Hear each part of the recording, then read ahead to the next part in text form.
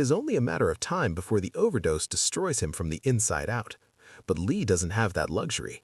With the emergency mission timer dropping to 59 seconds, it is officially do or die. Bursting out from the shadows, Lee appears directly beneath the blood moon, channeling his vampiric energy into a massive crimson magic circle under Yu Tai-shung.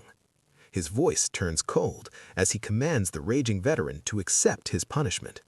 The sky tears open, and the sorrowful moon rack activates. Giant chained pillars crash down like meteors, forming a sealed prison. Heavy chains shoot out instantly, wrapping around the drug-fueled powerhouse, locking his movements and suspending him in mid-air. But even while completely restrained, the arrogant veteran refuses to submit, roaring with chemically fueled rage, cursing Lee for fighting dirty, declaring that chains like these could never hold someone standing at the peak of power. Lee Horan has absolutely no intention of dragging the fight out. He is not here to test his strength or listen to pointless words. He goes straight for the finish, tapping into his newly unlocked trump card, activating the decaying moon scaffold. The battlefield trembles as massive red lunar pillars erupt surrounding Yu Tai-shung. Heavy chains shoot out and bind the panicked commander in place, and Lee smirks coldly, making it clear this is not a prison, but an execution block. A red system alert flashes, announcing a 5-minute emergency mission. But Lee doesn't even need 5 seconds. He triggers the execution instantly, without giving any chance to resist.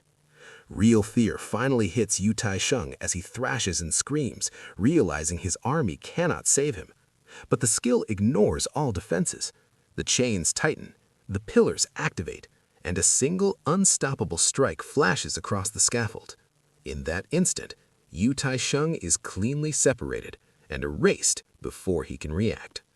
The battlefield falls silent, the so-called untouchable general crushed in the blink of an eye. As the rogue commander's defeat is confirmed, the system floods Lee Horan's vision with glowing notifications. Completing the emergency mission grants a massive surge of experience, pushing his level higher and rewarding him with fresh attribute points. But the real prize is the Engrave Code, an ultra-rare item that grants 3 additional skill points to enhance his abilities instantly.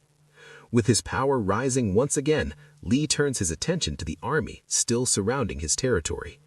Hovering above the battlefield like an untouchable ruler, his voice echoes across the valley, ordering the entire coalition to stand down, declaring their leader has been eliminated, making it clear this was a personal feud, and they were nothing more than pawns used by a vengeance-driven old man. Then he gives them a final warning, 30 seconds to drop their weapons and leave, or be wiped out. No one dares to challenge him. The massive force immediately breaks formation, retreating in panic, the once fearless army collapsing into chaos. Among them, the red-haired tracker watches carefully, shaken yet thoughtful. Monsters don't usually show mercy, so is Lee truly in control? Or did that overwhelming attack drain him completely? She decides it is not worth risking her life to find out, and disappears into the shadows. With the battlefield cleared and his territory secured, Lee Horan stands victorious, now holding the Engrave Code and an even greater potential for growth, as his next evolution draws closer. Watching the chaotic retreat, the sharp-eyed tracker trusts her instincts and slips away into the shadows, convinced something about the entire crusade was a lie. She knows a true monster would never show that kind of mercy. Down in the village, the fiery red-horned brawler complains that they should have wiped the invaders out, but the pink-haired octopus girl calmly explains that forcing a full battle would have caused unnecessary losses. Lee did not show weakness. He made the smarter choice to protect his territory. As the last of the army disappears, the battlefield grows quiet. Yet 2 figures remain behind, a Justice Guild warrior and his twin-tailed partner with a spiked bat. Lee descends slowly with his wings, fixing them with a cold stare, asking if they also want to die like Yu Tai-shung. The warrior refuses to back down, demanding justice for his fallen comrades at the checkpoint, but before anything escalates, the girl cuts him off, calling out the flaw in his logic.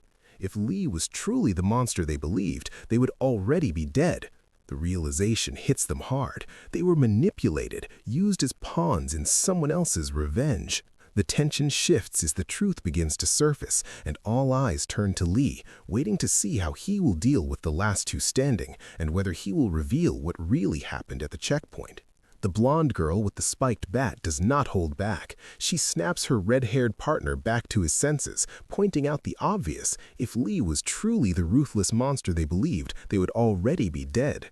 The realization finally sinks in, and he understands they were never here for justice, just expendable pawns.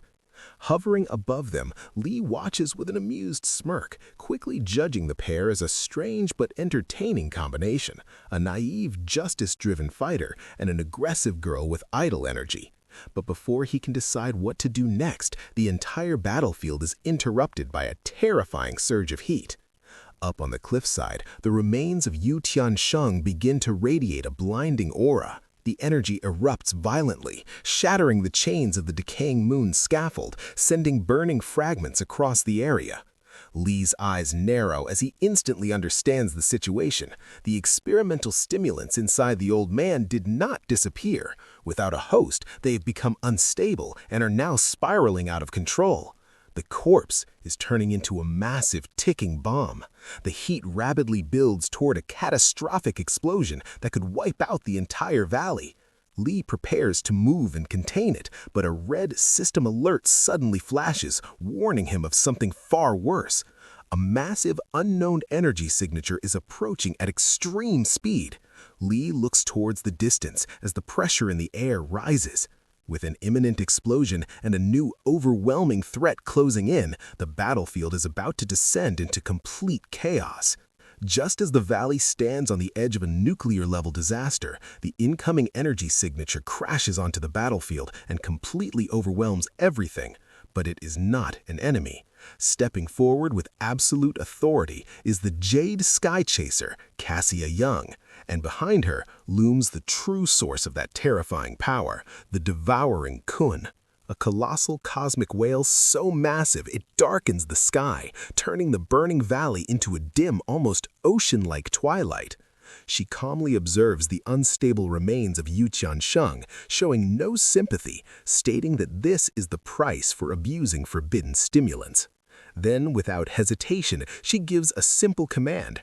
Her giant summon moves instantly, diving down with impossible speed, opening its massive jaws and swallowing the volatile body whole.